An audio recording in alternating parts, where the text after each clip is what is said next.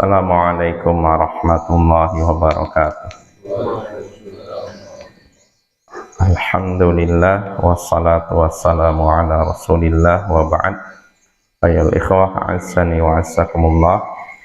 Kita lanjutkan pembacaan Al-Adabul Mufrad.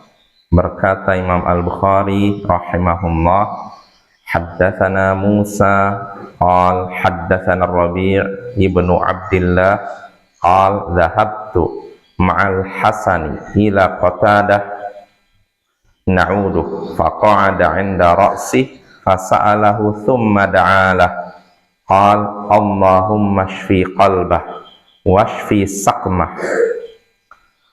Telah menceritakan kepada kami Musa, ia berkata telah menceritakan kepada kami Ar-Rabi' bin Abdillah, ia berkata aku pergi bersama Hasan menuju Qatadah untuk menjenguknya. Lalu Hasan pun duduk di dekat kepalanya, di sisi kepalanya. Kemudian ia menanyainya, lalu mendoakannya. Ia mengucapkan, Allahumma shfi qalbah washfi saqmah. Ya Allah, sembuhkanlah hatinya dan sembuhkanlah penyakitnya. Nah, ini hadisnya ya ikhwah dari Ar-Rabi' bin Abdillah. Jadi Ar-Rabi' bin Abdillah di sini bercerita bahwasanya dia dengan Al-Hasan, yaitu Al-Hasan Al-Basri, pernah menjenguk Qatadah. Qatadah di sini Qatadah bin Di'amah As-Sadusi, seorang ulama tabi'in yang terkenal dari kota Basrah. Jadi Ar-Rabi' bin Abdillah dengan Al-Hasan pergi menjenguk Qatadah bin Di'amah As-Sadusi. Lalu Al-Hasan pun duduk di dekat kepalanya Qatadah, menanyainya, bagaimana kabarmu, begini itu ditanya. Kemudian mendoakannya. Nah, di antara doa yang diucapkan ketika itu, yakni Allahumma shfi qalbah washfi saqmah. Ya Allah, sembuhkanlah hatinya dan sembuhkanlah penyakitnya. Inilah yang diucapkan Al-Hasan ketika menjenguk Qatadah. Ya. Ini kedua-duanya adalah ulama tabi'in, makanya hadis ini dinamakan hadis maqtu' karena sampai kepada seorang tabi'in. Kalau sampai sahabat namanya mauquf, kalau sampai kepada Nabi namanya marfu'. Ya ini ya, insyaallah maknanya jelas di sini. Apa Hasan mendoakan Qatadah dengan duduk di dekat kepalanya, menanyai kabarnya, lalu mendoakannya dengan mengucapkan, Ya Allah, sembuhkanlah hatinya dan sembuhkanlah penyakitnya. Nah, ini maknanya, makna hadis tersebut. Nah, adapun faidah yang bisa kita petik dari hadis ini, diantaranya pertama disyariatkan menjenguk orang yang sakit. Ya. Disyariatkan menjenguk orang yang sakit. Lalu kedua, disyariatkan duduk dalam posisi yang dekat dengan orang yang sakit. Jadi disyariatkan duduk dalam posisi yang dekat dengan orang sakit, artinya jangan jauh, supaya mudah menanyakan keadaannya, mudah mendoakannya. Ya walaupun jauh pun boleh-boleh saja, tapi kalau lebih dekat lebih baik, karena si sakit pun mendengar ucapan kita pun mendengar ucapan orang yang sakit. Contohnya di sini Hasan duduknya di sisi kepalanya Qatadah. Dan ini sudah dipraktekkan Nabi kita juga pada hadis sebelumnya.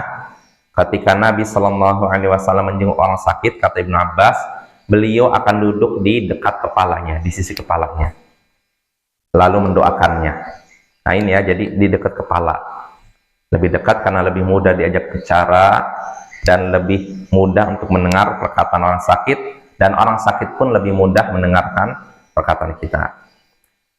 Nah ini faedah kedua. Lalu faedah ketiga yang bisa kita petik dari hadis ini, dianjurkan untuk mendoakan orang yang sakit tatkala menjenguknya. Dianjurkan mendoakan orang yang sakit tatkala menjenguknya. Sebagaimana di sini dipraktekkan oleh Al-Hasan ketika menjenguk Qatadah, dia mendoakannya dengan mengucapkan, ya Allah sembuhkanlah hatinya, ya Allah sembuhkanlah penyakitnya. Lalu faedah berikutnya yang bisa kita petik dari hadis ini, bolehnya meminta kesembuhan kepada Allah.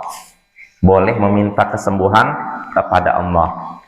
Contoh di sini Al-Hasan mendoakan Qatadah dengan menyatakan Allahumma shfi qalbah washfi saqamah. Ya Allah, sembuhkanlah hatinya, sembuhkanlah penyakitnya.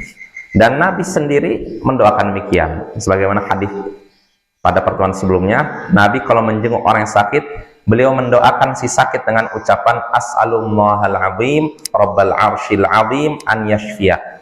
Aku memohon kepada Allah yang maha agung, Tuhannya arsy yang agung, agar dia menyembuhkanmu. Ini menunjukkan boleh kita berdoa kepada Allah agar menyembuhkan penyakit kita. Nah, kenapa perlu disebutkan faidah ini? Karena bisa jadi ada orang yang salah paham. Karena kita tahu penyakit adalah penghapus dosa, meninggikan derajat kita, bisa menghapus dosa, bisa meninggikan derajat kita. Nah, karena ada hadis yang berbunyi seperti ini, bisa jadi ada orang berpikir kalau memang penyakit ini penghapus dosa atau peninggi derajat kita, berarti kita tidak boleh minta kesembuhan dari Allah. Nah, ini keliru ya. Meminta kesembuhan boleh. Ya. Tidak meminta kesembuhan pun ya boleh. Jadi silakan saja. Yang mau berdoa ya Allah sembuhkanlah penyakit saya, silahkan. Yang tidak mau berdoa demikian pun dipersilahkan ya. Nah, ini faedahnya ya. Lalu faedah terakhir yang bisa kita petik dari hadis ini, pentingnya menjaga kondisi hati. Pentingnya menjaga kondisi hati. Karena hati seorang ini menentukan amalnya. Oleh karena itu di sini Al-Hasan doanya untuk Qatadah yang pertama apa? Ya Allah, sembuhkanlah hatinya. Karena kalau hati seorang sudah sehat, maka badannya pun biasanya akan sehat. Kalau hati seorang sehat, amalnya pun akan kuat. Maka di sini menunjukkan pentingnya menjaga hati dari segala dosa dan maksiat. Wassallallahu ala nabiyyina Muhammadin wa ala alihi wa sahbihi ajma'in. Wa akhiru da'wana anil hamdulillahi rabbil alamin. Assalamualaikum warahmatullahi wabarakatuh.